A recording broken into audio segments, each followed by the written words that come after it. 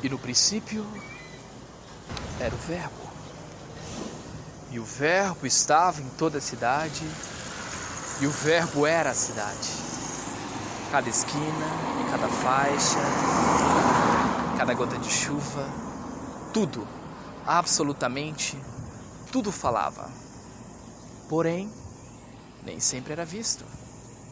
Assim como tudo que é essencial na vida, o importante nunca é realmente visto. Mas existe. Independente do seu dia ruim, do começo da sua miopia, das suas terríveis e agudas dores nas costas, ou dos sorrisos falsos trocados entre você e seus colegas de trabalho. Nada disso importa. A Terra ainda gira, e ela gira porque algo trabalha incessantemente, intensamente para que ela gire. Mas nunca saberemos ou veremos o que realmente é.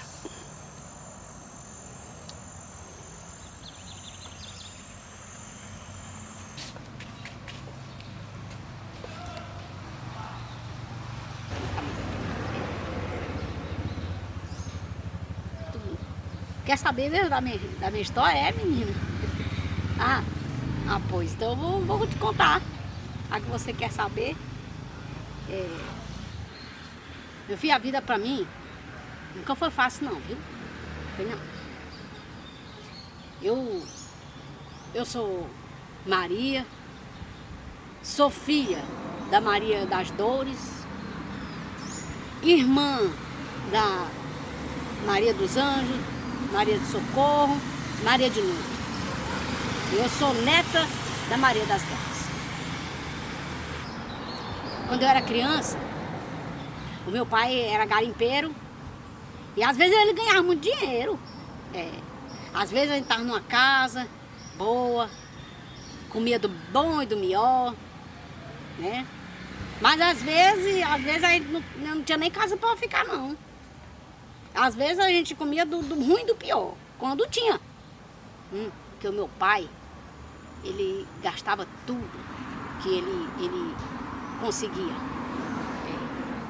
Ele trabalhava, depois gastava tudo. Ele gastava tudo no jogo, com bebida, ele bebia muito. E com as mulheres aí da vida, a mulher. Sabe, meu filho? E eu vou dizer uma coisa pra tu. A minha mãe, ela não conversava muito com nós, não. Uma vez eu tava brincando com os colegas lá no quintal de casa, no sol quente. Aí eu vi um sangue descer por aqui. Eu pensava que eu tava morrendo, que eu tava doente. Aí eu fui correndo lá pra onde minha mãe. Minha mãe viu logo aquilo e já me deu um cascudo e disse pra eu me sentar, fez um chá pra mim, botou me deu uns panos, mas mandou eu tomar banho, disse que era pra me falar com aqueles panos. E aí foi assim. Aí eu vim entender porque todo mês isso acontecia, sabe? Ela não falava sobre sexo. Eu vim saber que eu estava dando. Quando eu soube que eu estava dando, na verdade eu nem sabia que eu estava dando. E foi assim, eu vou te contar essa história, como é que foi. Eu estava vindo da escola com as minhas colegas, com os outros colegas. E a gente resolveu passar perto de um riachinho que tinha, que era quase a caminho, assim, da nossa casa. De repente um dos meninos lá me chamou, né? E eu pensei, quando ele me chamou assim, eu pensei assim, ele vai me mostrar algum peixinho, alguma coisa assim que tem do riacho, né? Só, meu filho, que quando a gente se afastou, que ele conseguiu me pegar assim por trás e tampou a minha boca. Ele tampou a minha boca de uma tal forma que eu não pude gritar. Eu não pude gritar ali, não. Ele saiu de lá como se nada tivesse acontecido. E aí eu fui e contei para uma das minhas amigas ali. E aí essa minha amiga contou para a mãe dela. E a mãe dela contou para minha mãe. Ô, meu filho, que no outro dia eu me acordei, foi com os gritos da minha mãe. Minha mãe gritando, me acordando e dizendo, puta! Ela dizia desse jeito pra mim, gritando. Eu sem saber o que estava acontecendo, o que era, por que minha mãe estava dizendo aquilo. Ela disse pra mim, ó, eu não quero filha puta aqui dentro de casa, eu não quero. Foi isso que ela falou pra mim, me expulsou de casa. Me expulsou. Aí arrumaram o casamento e a gente se casou. Pra ele foi bom, né, meu filho? Pra ele foi bom. Sim, porque pro homem se casar é liberdade. Faz o que quer, vai pra onde quer, sai da casa dos pais e faz o que quer. Agora pra mulher não, meu filho, pra mulher não. A primeira coisa que ele fez foi dizer que a mulher dele não ia estudar e eu já parei de estudar logo. Não tive como estudar. Eu fui trabalhar nos trabalhos que era vindo para mim, porque eu não tinha estudo. Eu arrumei um emprego na casa de uma pessoa que ela me chamava de ladra todo dia. Ela não dizia. Mas o que ela fazia, ela estava todo dia me chamando de ladra. Todo dia me chamando de ladrona. Pra tu ter ideia, quando eu ia sair do trabalho, terminado ali meu expediente, ela revistava minha bolsa, para saber se eu não estava levando nenhum de comer dela, nem umas vazias dela. É assim. E outra vez que eu fui trabalhar em outra casa, e a mulher olhava para mim, parecia que eu tinha uma doença pegajosa. Ela pegava minhas coisas e dizia, ó, separa tudinho, separava meu prato, minha colher, meu garfo, tudo separado lá, junto com as comidas do cachorro, meu filho. Graças a Deus, hoje eu tenho um emprego aqui na Semusb, tenho varrendo as ruas aqui. Eu não estou reclamando do meu trabalho, não reclamo do meu trabalho não, viu? É o meu trabalho, tá varrendo, tá limpando as ruas, esse é o meu trabalho. Às vezes a gente fica varrendo, o povo sujando. O povo sujando e a gente limpando. E o povo não vê o que a gente limpa, sabe? Aliás, o povo não vê nem a gente. A gente somos invisíveis. E eu vou dizer uma coisa pra tu, viu, meu filho? Se de todas essas coisas que eu falei aqui, eu sei que você me ouviu, você prestou atenção, mas eu queria que você gravasse uma coisa muito importante na sua vida, que levasse para sua vida e para a vida dos seus amigos também. A frase é essa aqui, ó: a mal educação faz a permanência da sujeira nas ruas e no coração. A outra frase é essa aqui: nós somos todos Maria. Em algum dia da sua vida, em alguma hora da sua vida, você é Maria. Não importa se tu tem o nome Maria, não importa se teu nome é Maria, não importa se teu nome é outro nome.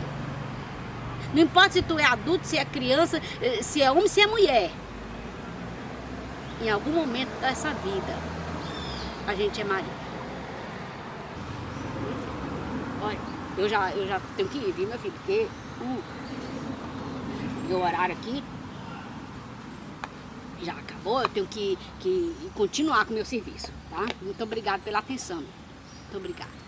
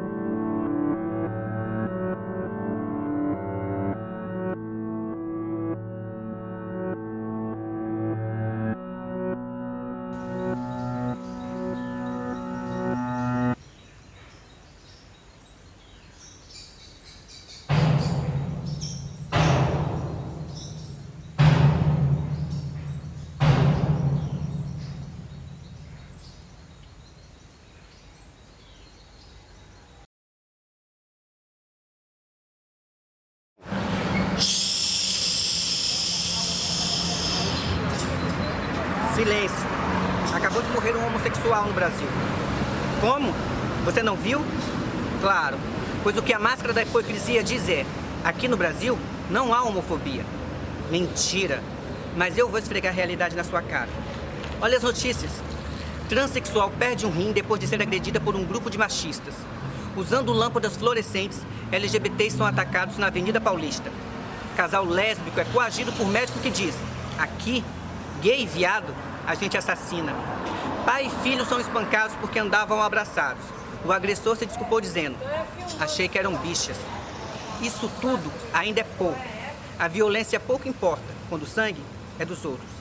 E há uma voz ecoando do nosso país que entende que mulher, negro e gay nem são gente. O primeiro porque engravida, o segundo porque quando gordo não procria. E o terceiro porque se fosse o meu filho, apanharia. Isso porque no Brasil não há homofobia. Nelson Mandela dizia: ninguém nasce odiando ninguém pela cor da pele. Se é assim, então ninguém nasce odiando ninguém pelo que o outro decide fazer em relação ao seu sexo. Mas no Brasil, se não se nasce, se aprende. Se aprende que o motorista, quando te dá uma fechada no trânsito, é viado. Se aprende que o jogador de futebol, quando perde um pênalti, é bicha ou dá o rabo. Se aprende que aquela moça bonita, que só porque não quis ficar com você na balada, é sapata. Se aprende que um homossexual pode até ser amado, mas não aceitado. E assim criamos uma sina, a qual o nosso país está no topo da América Latina. A sina de que LGBTs, por causa da sua orientação sexual, perde a vida. Morrem sem justificativa. Assim como Dandara, capturada, amarrada, por horas torturada. Passou por um calvário a qual a cruz tão pesada, poucos ou ninguém carregava. E em todo esse caminho maldito, ela ainda foi filmada. Ajoelhada ela pediu: para. Mas eles não pararam. E ainda riram da sua cara. Então ela pediu de novo: me mata. Mas eles não mataram.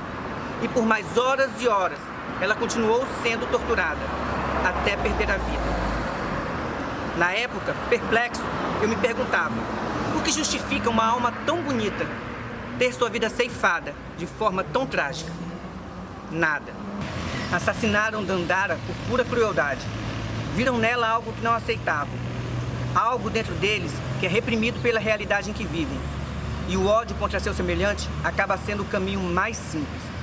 Porém, não sem uma desculpa. Deus os odeia. O afeto deles não é coisa de se fazer na rua.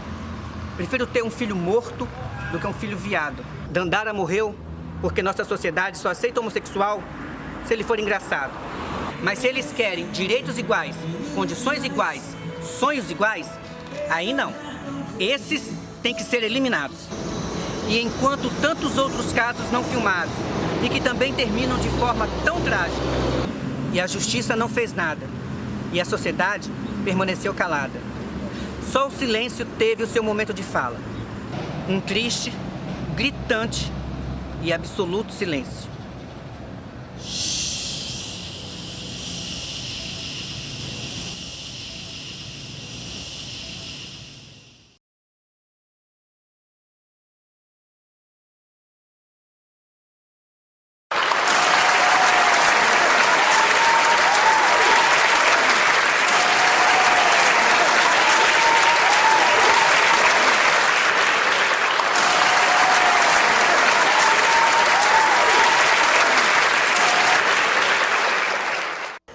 Bom, eu sou alegre, extrovertido, irônico, às vezes também quando precisa ser. A pessoa, na verdade, ela tem 63 anos, mas assim, ela usa produtos Ivone. Graças aos produtos Ivone, essa safada tem 63 anos. Então, gente, essa foto aqui, ela é de 2017 e eu lembro que era uma festa dos anos 70, 80, era uma festa fantasia. Eu achei esse look aqui pra usar uma loira, colete. E eu lembro que eu era de uma comunidade lá em São Paulo, morava em Lorena, São Paulo, interior de São Paulo. Eu era de uma comunidade católica, de missionários, e eu era missionário e eu fui para essa cidade para ser missionário. Eu era inocente, meu Deus. Não sou 100% bom. Tem um arzinho de vilania ali no meio. Sou uma pessoa empática, choro com filme, choro vendo cena de mãe defendendo filho, choro com muita coisa. Essa foto aqui é uma foto muito especial. Ela é de 2018. Eu fiquei até emocionado quando eu vejo ela, porque foi a primeira foto que eu tirei quando eu decidi realizar um dos meus maiores sonhos, que era participar ou estudar algo sobre teatro musical. Eu tinha acabado de sair dessa transição de muitos anos na igreja e resolvi morar sozinho. Eu estava passando por tantas transições na minha sexualidade, transições capilar, transições de sair de uma galera religiosa e ir morar sozinho, encontrar pessoas que eram parecidas comigo. Bom, esse foi o dia exatamente do término do nosso curso de teatro musical. E essa era uma cena que eu já estava preparando para entrar na hora, assim, a primeira cena que eu ia entrar cantando, que era o trio, e eu tinha que entrar sorrindo e tal, fazendo meio que uma coisa de vilão, uma arte de vilão. Usando muito vibrato na voz, porque a nota era bem alta. Aí vocês vão perceber que depois eu tinha que olhar para o professor e falar, olha para a pessoa que está na sua frente, aponta para ela e começa a rir. Que eu tinha que dar esse ar de superioridade na cena, de vilão e tal. A arte para mim, além da parte histórica, né? Toda a importância histórica dela, a arte para mim é um alicerce de resistência e sustentabilidade da sociedade. Então eu acredito que a sociedade ela só se mantém firme até hoje, mesmo com suas divergências de conservadorismo, ela só se mantém firme por causa da arte. Esse vídeo é do ensaio que a gente estava tendo no show Retro Tim Maia. Eles cantam muito, e eles eram meus backing vocals, né? A gente estava fazendo a preparação da música Você e Eu e Você do Tim Maia. A gente estava acertando algumas coisas e tal, e eu estava fazendo a primeira voz, e eles estavam fazendo a terça, quinta, oitava. Pra quem não sabe, eu já cantei muito tempo na igreja, e eu lembro que esse era o intervalo do trabalho, onde eu dava aula de canto numa empresa, e eu falei pro meu amigo Mauro Araújo, né, que é um dos principais pianistas aqui de Porto Velho, eu falei, amigo, vamos cantar uma música no intervalo e tal? Aí ele falou, eu sei essa. Eu falei, eu também sei essa. Como nós dois já fui da igreja, cantei muita igreja. Encontra em mim teu querer, o Deus do impossível não desistiu de mim. Tua destra me sustenta e me faz prevalecer. O Deus do impossível. Bom, essa foto que traz uma lembrança muito alegre pra mim. Eu já estava aqui em Porto Velho, acho que em 2019, foi quando eu cantei no meu primeiro casamento homoafetivo, que representava toda uma história também, e eu me emocionei muito por estar realizando isso com eles. Essa foi uma apresentação que eu fiz no Sesc, foi a minha primeira apresentação solo no Sesc, e eles me chamaram para fazer o encerramento de um festival de cinema, né, o Cine Amazônia. Eu fiquei muito feliz, não tinha remuneração nenhuma, mas eu fiquei tão feliz de me apresentar no Sesc, né, porque depois desse dia vários caminhos foram abertos para mim artisticamente. A arte para mim é isso. E particularmente a arte me salvou de mim mesmo. Se não fosse a arte, eu não teria saído das minhas prisões, não teria saído dos meus altos preconceitos e da minha falta de amor próprio. Então a arte, ela salva a gente. Essa foto foi feita no dia do orgulho LGBTQIA+, e eu resolvi me maquiar, colocar uma lace com o meu maquiador, ele que fazia várias maquiagens em mim. Eu falei, vamos nesse dia eu vou fazer uma maquiagem um pouco diferente. Então, a gente fez algo mais colorido, algo mais voltado para drag, né, para arte drag. Colocamos uma lace loira, fiquei uma Barbie negra e fiz especificamente para mostrar o orgulho que eu tinha de fazer parte da LGBTQ. E assim, desde que eu voltei para o Porto Velho, eu resolvi ter toda essa mudança, né, esse crescimento, evolução. Então eu falei, por que eu não testo? Por que eu não me maqueio? Por que eu não começo a entrar nessa arte drag, né? Então eu conheci uma pessoa que ela também faz drag, muito melhor que eu. Tem várias laces e tal, especialista em maquiagem. E ela começou a fazer várias maquiagens em mim. E eu falei, vamos aos poucos. Começou a fazer algo só no rosto, depois também foi pro cabelo, foi pros cílios. Então cada coisa que eu ia fazer era um tipo de liberdade, libertação interior maior. Então toda vez que eu me maquiava eu me sentia livre. As maquiagens na minha vida elas trazem essa representação de que cada vez que eu faço uma, é porque eu tô ali mostrando que eu me amo mais, eu tô me celebrando mais, tô com mais orgulho de mim.